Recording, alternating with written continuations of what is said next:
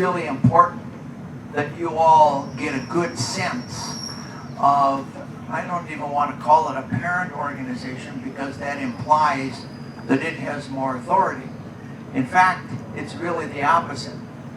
We are a very, very grassroots organization. It is our members that direct us in virtually everything that we do. And so the most important part of a national convention, and I would argue of any state convention, the most important part is the adoption of policies. It is that adoption that expresses the will, the views, the beliefs of you, the members of the organization. And that policy, we sometimes refer to it in the office as the Bible. Not to overplay this, but it is an enormously important document. The national policy is, I don't know, 180 pages long or something. It's very, very long and very, very detailed. And we spend a day and a half at the National Convention debating what goes into that policy.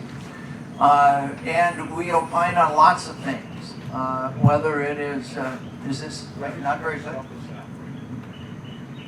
Is this one better? Yeah. It even sounds better to me. Way better. Okay. The other one was for Donald. The other one was for Donald.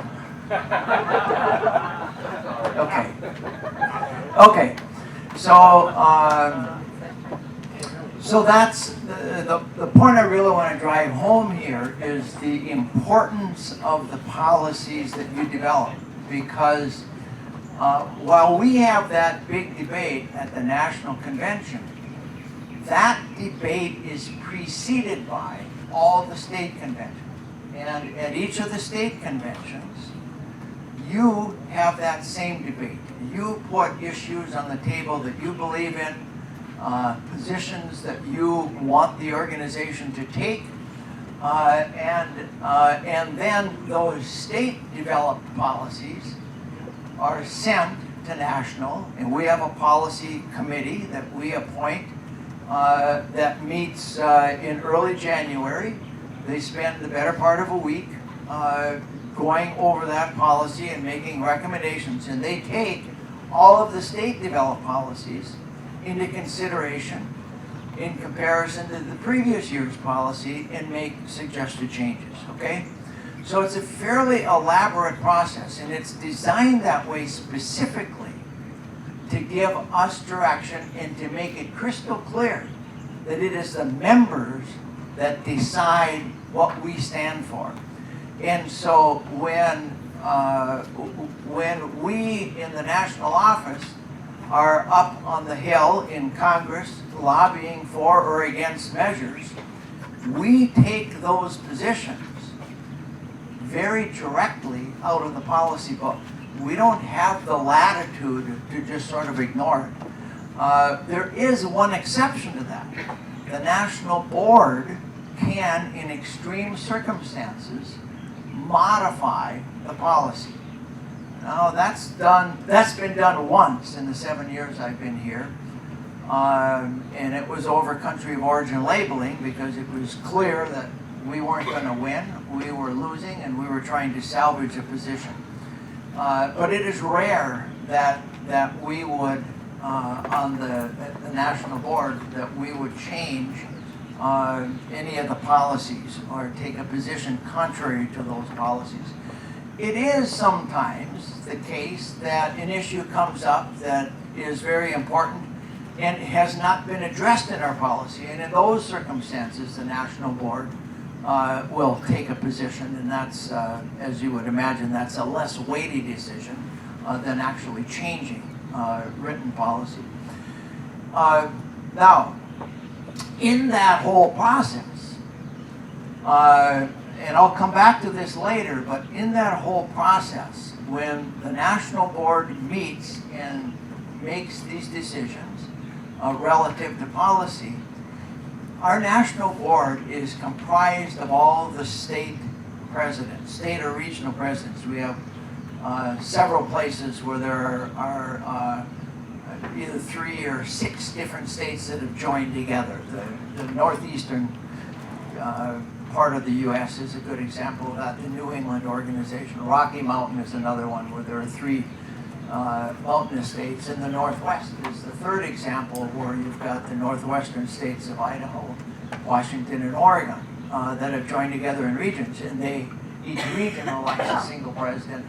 But in the rest of the cases, each state has a state president. The state presidents are on the National Board of Directors.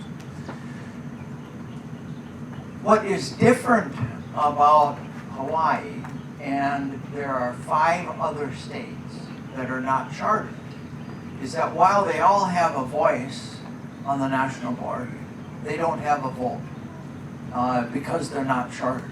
And I'll come back to that near the end of my talk.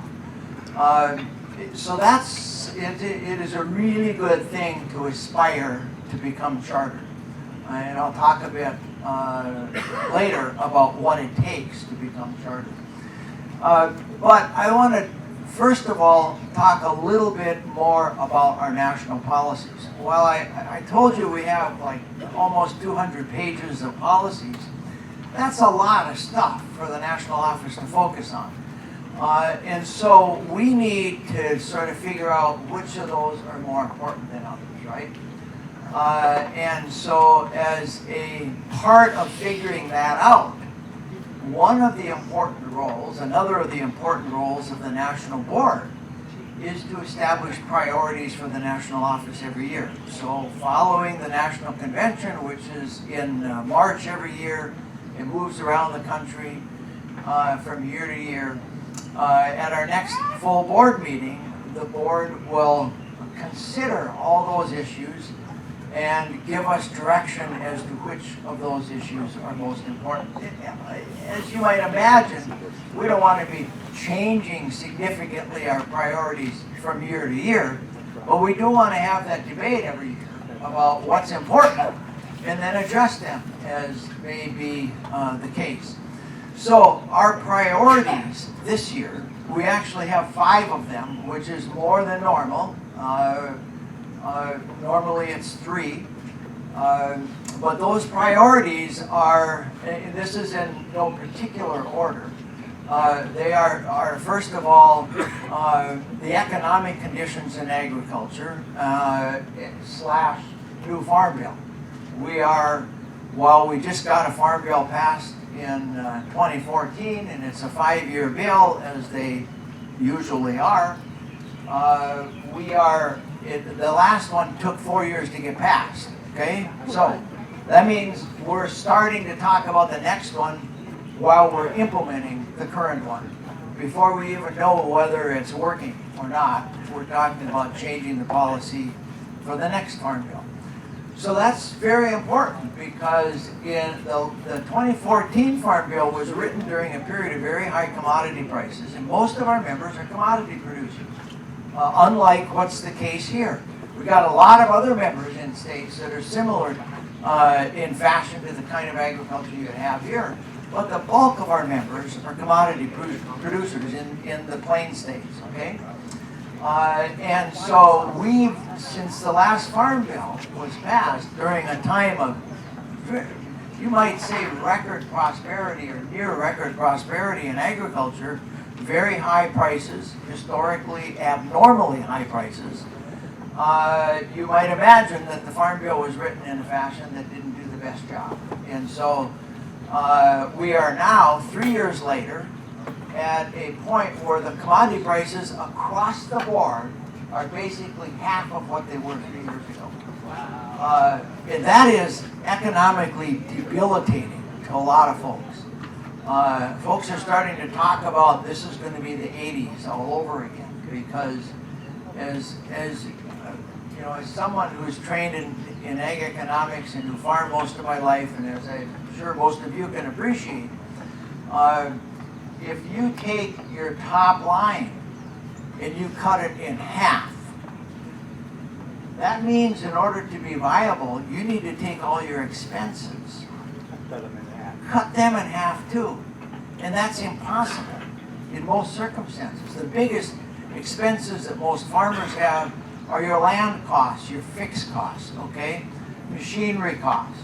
Well, you don't cut them in half. I mean, oftentimes when folks are buying land, they're buying it on a 20-year or 25 or 30-year mortgage, and those payments are fixed. Just because the market falls in half doesn't mean your mortgage payment falls in half. It stays the same. It might even go up if interest rates move up. And a lot of the input costs tend to be sticky on the downside, meaning that your seed, if your fertilizer, if you're using pesticides, those sorts of things, those costs tend to flatten out from high price periods into low price periods rather than decline. They're very slow to decline. So anyway, that's the first priority, is dealing with the next farm bill. And importantly for you, there are a whole bunch of titles in the farm bill.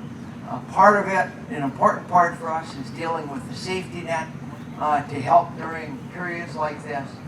But there are lots of other provisions dealing with rural development, dealing with specialty crops, areas that I think you would want to be very involved in, very interested in. Renewable energy, another area that has a lot of applicability here. Lots of pieces of the Farm Bill that are important to our membership. So that's our first priority. Next is trade. We as an organization are in a different position than most other agricultural organizations. And I like to say that we are not anti-trade at all, because it would be foolish for anyone in agriculture, anyone in the economy at large, to say we shouldn't trade with folks. But it's just as foolish to trade stupidly with folks. And I would argue, as our policy argues, that as a country, we have the wrong objective relative to these trade agreements. Our objective that Congress sends to the negotiators every year, or not every year, but every time there is a trade proposal to be considered, Congress passes what's called Fast Track Authority, or TPA. I don't even remember what it stands for. It doesn't matter anymore. But they pass a bill that sends direction to our negotiators about what they want to accomplish, what Congress wants our negotiators to accomplish in a trade agreement. And the principal objective that is always incorporated into that bill is we want more trade. Well, more trade can mean two fundamentally different things. It can mean we want more imports, or it can mean we want more exports. And so the negotiators negotiate for more both. And one of the consequences that we face as a country is that we have a very, very deep trade deficit. That's not a good thing. A trade deficit means that we're buying a lot more stuff than we're selling. We're importing more than we are exporting. And if you just think about it very simply, if you're buying more stuff than you sell, the stuff that you're buying is predominantly, it's made by somebody else. So when folks talk about trade agreements resulting in exporting our jobs, what they're really saying is, because we're buying more things, those things we're buying are made by folks in other countries, many of which used to be made by folks in this country. And so we are exporting our jobs.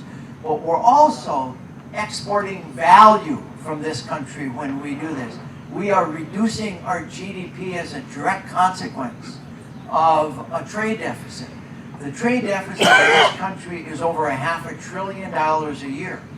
And that represents about a 3% drag on GDP, meaning our growth is 3% smaller, the size of our economy is 3% smaller than it would be if we just had balanced trade. And so we take, in Farmers Union, a larger, more holistic view about trade, as opposed to just looking at, is it good for agriculture? And if you just look at that piece, agriculture in the U.S. has a trade surplus with other countries. That's a good thing. That means we sell more food and agricultural products into other countries than we buy from them.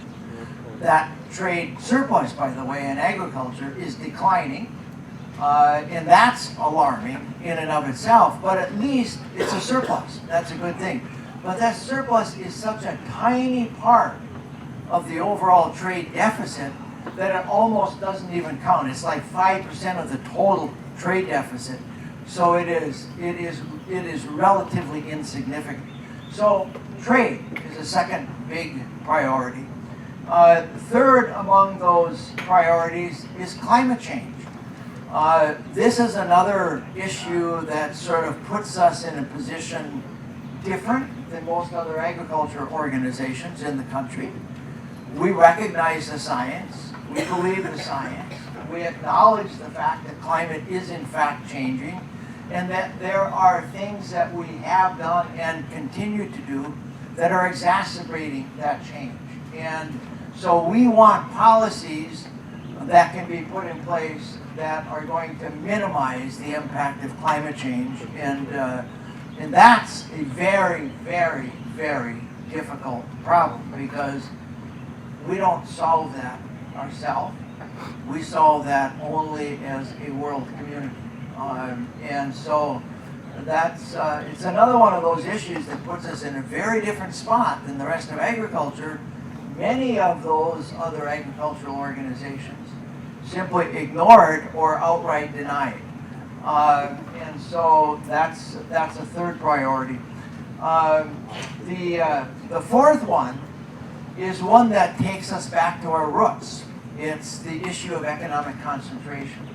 It is all these mergers and acquisitions that are taking place in our economy, specifically in agriculture, but even beyond that. The mergers of all the big seed and crop protection companies that are underway right now. Most of you get our newsletters or news releases or both of them, and so you're familiar with what I'm talking about. But it's important that you understand, and this is a point I make every time we address Congress, that these issues are in our DNA. This issue of concentration. When Farmers Union was organized over 100 years ago in the Great Plains states, it was organized to provide economic opportunity for farmers and to try and bring some fairness to the economic system. Because as the country was being developed agriculturally in that part of the country, there were very few buyers. In fact, in many cases, there may be only one buyer that a farmer would have for what he or she was producing. And as you can imagine, when there's a single buyer and there's no competition, farmers tend to feel like they got the short end of the deal. The same thing was true on the input side when it came to buying the supplies that were needed to produce things.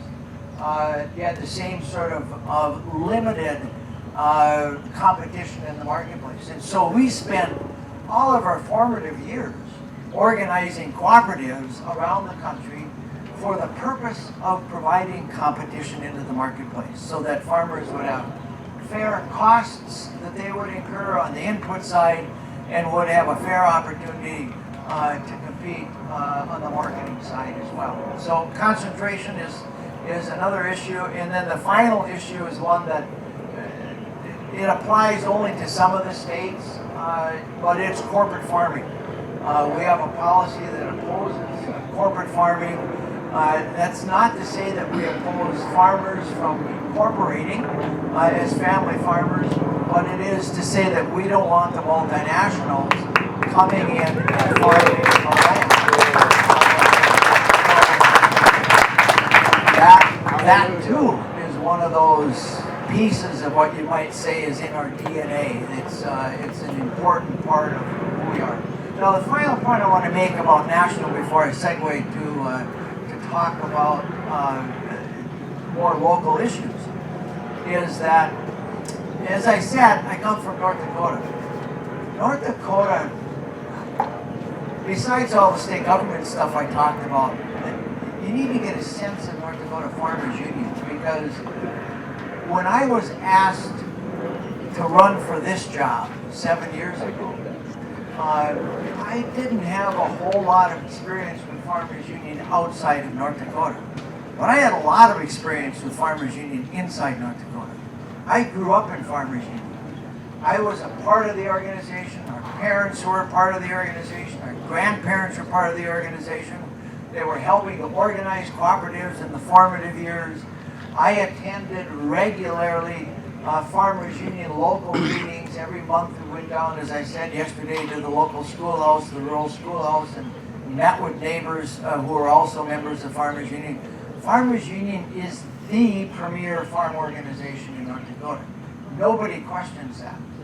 And it's one of only 2 states in the country where Farmers Union has significantly more membership than does Farm Bureau. Wow. Which tends to be our primary competing organization. And don't take that to mean that we disagree with Farm Bureau and everything, because we don't. In agriculture, there are lots of issues that bind us together. But there are also issues where it's important to draw distinctions, and some of these priorities help to draw those distinctions. So my reference to Farmers Union was as sort of the organization that was premier. We are a left-leaning organization, is the way a lot of folks would describe us, even though we are nonpartisan. North Dakota is deep red politically. It's very, very heavy Republican. And yet, we're the organization that predominates in terms of public policy in the state. And so that has lots of implications, but among them are, you need to just understand that my perspective was so different coming into national from an organization that had so much strength. North Dakota financially is much stronger than the National Farmers Union organization is. In fact, a large chunk of our revenue comes directly from the North Dakota Farmers Union. We are predominantly funded by the larger states, as you would imagine would be the case, right? So it's important to understand that. Now let me talk just a bit about Hawaii, because I know that first of all, one of the things that I talked about at the last national convention in Minneapolis was about membership growth, because it's so important in this organization that we focus on membership growth for lots of reasons. There are 2 states that I highlighted when I talked about membership growth. One state was North Dakota, because North Dakota had more members added last year than any other state. But listen, they start with 40-some thousand. So you add a couple thousand, you know, it's pretty easy to be sort of the number one. And I think they added like 3,000 or 4,000 or something like that last year. So significant growth. Now, they get their members lots of different ways. I mean, they've got very robust insurance operations. Anyone that buys the insurance becomes a member. They organized a lot of the cooperatives. Many of those cooperatives still have Farmers Union membership checkoffs as a part of their bylaws. So you go do business with a local cooperative, you become a member of Farmers Union as a part of doing business. And they have direct marketing. I mean, they go out and have a marketing staff that goes out and tries to sell memberships. They add 1,000 new members every year through their youth program. They run a camping program where we educate, and that's when I said I grew up in Farmers Union. I went to all these camps, the county level head camps, the state head camps. We have a national level camp. Every year you'd go off and you'd spend 2 or 3 or 5 days with other Farmers Union kids out in a camp setting, and you'd learn about cooperative principles, and you'd learn about public policies, and you'd learn about civic responsibilities and all those sorts of things that are important to us as a society. So they add 1,000 new members from the cities because their kids go to camp and they come back and say, we want to do that again. And the only way you really get to do that is you buy a membership. And so so that was one of the states. The other state that I highlighted in my address was Hawaii. And the reason I highlighted your state is because on a percentage basis, you had the largest growth of any state in the country. That's pretty cool. Now, that gets, the more you grow, the harder it becomes to maintain that lead. But your goal, by God, and I'm one of your members here, your goal needs to be number one every state for as long as I'm in this job. Okay? I'm going to talk about the great job that you do in adding membership. And you do that in a variety of ways. I'm not going to discuss those ways because I've already gone over my time. So I'm not going to talk about them. You know what they are. The only way folks really join organizations is because they feel they're going to get something out of it. In North Dakota, they do business with an entity that gives them something. They get something out of it. They become a member. In this state, you don't have that luxury. You spend a lot more time just talking to folks, reaching out to them, saying, hey, the stuff we believe in is important. You should join for that reason. But you also provide a bunch of educational services. All these workshops that are being held as a part of this convention. This isn't the only time that you do that, but it's certainly a great example of the kind of value that you provide to members. You got to keep doing that, and you got to work harder than the folks in my home state of North Dakota because you've got fewer options to get these guys and gals to join than what we do in North Dakota. So you really, I mean, you're the shining star. You're the shining star in the national organization. That's a really, really good thing. Now, I know that there is a desire to become chartered. And let me tell you what it takes to become chartered. It takes really three things, okay? First of all, it takes an active and significant membership base, okay? The bylaws, the national bylaws used to say that to be chartered, you had to have 1,250 members. And if you didn't, you would lose your charter the next year. That was changed some years ago, actually, before I got in this job. And so there isn't a specific hard and fast number that exists in the bylaws anymore. But there's a whole lot of sort of institutional view, if you will, in the organization among the leadership that, yeah, it's a pretty good number. That ought to be sort of a goal that you have if you're going to be chartered. Well, Vincent tells us you're going to be at 1,000 by the end of this year. Pretty darn close. By next year, you ought to be able to hit 1,250, right? I mean, it seems like that'd be a pretty reasonable goal. But regardless, whether you do or not, you've got significant membership base in Hawaii. So I would argue that if you haven't reached that first criteria, you are absolutely on the cusp of having reached it. Secondly, you need to have financial stability. For any state organization to be chartered, there's got to be, you've got to have the ability to sort of stand on your own 2 feet financially.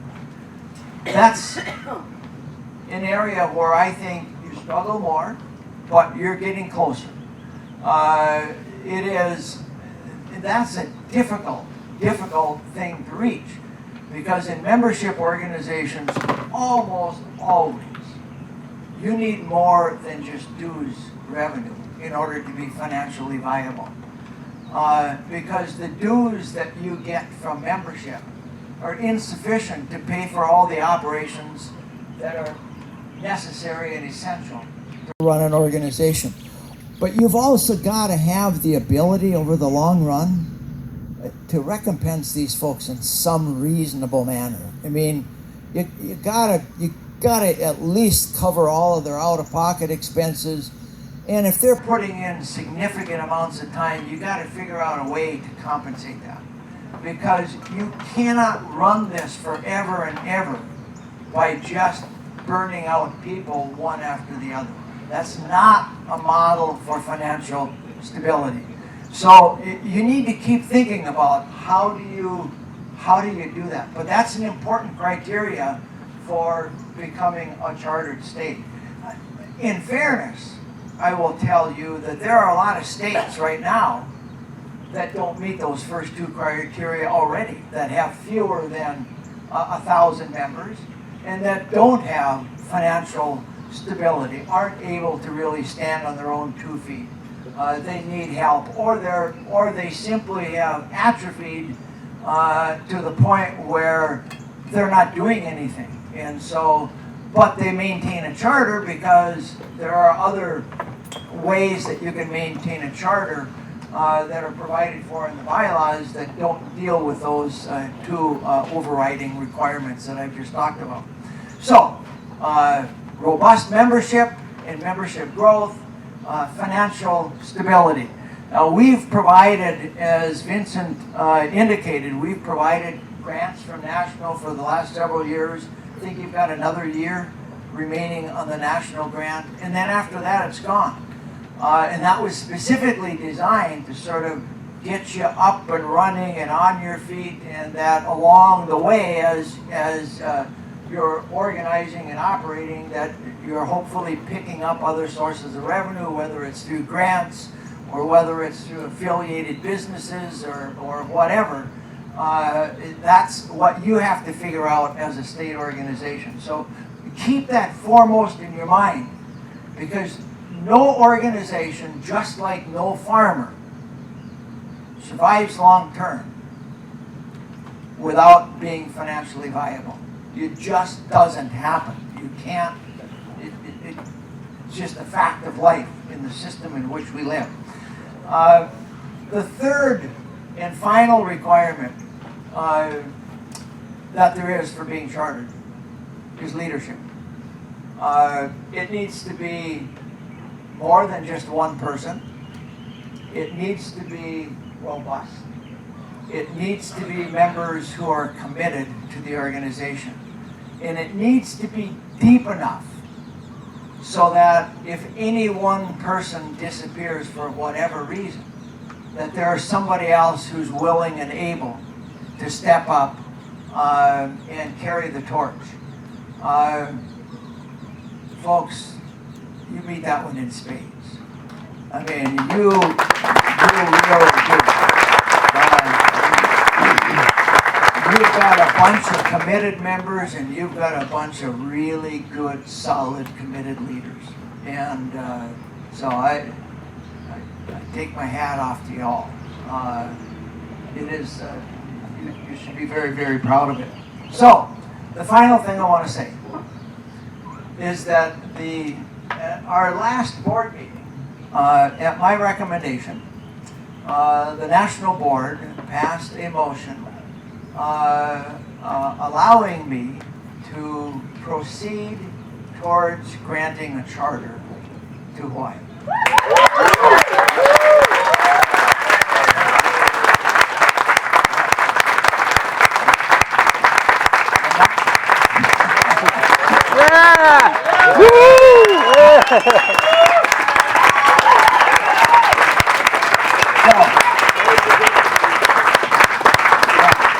Tom, take a picture of everyone standing up. That's good. So maybe they'll do it again. Yeah. Stand up.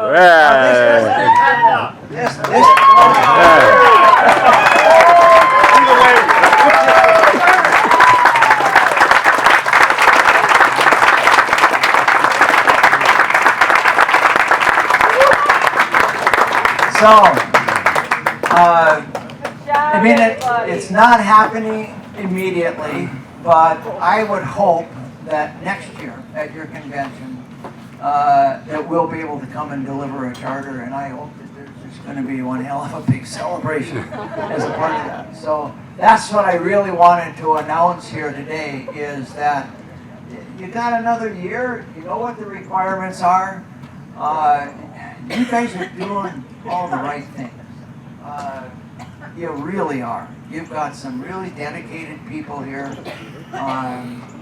Just keep on doing what you're doing. Okay? Thank you. Yeah. That might be.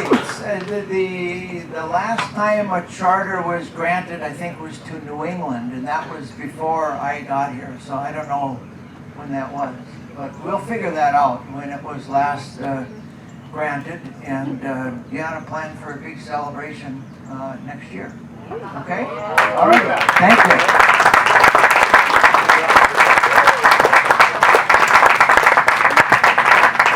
All right, Mr. President. Right on. Thank you.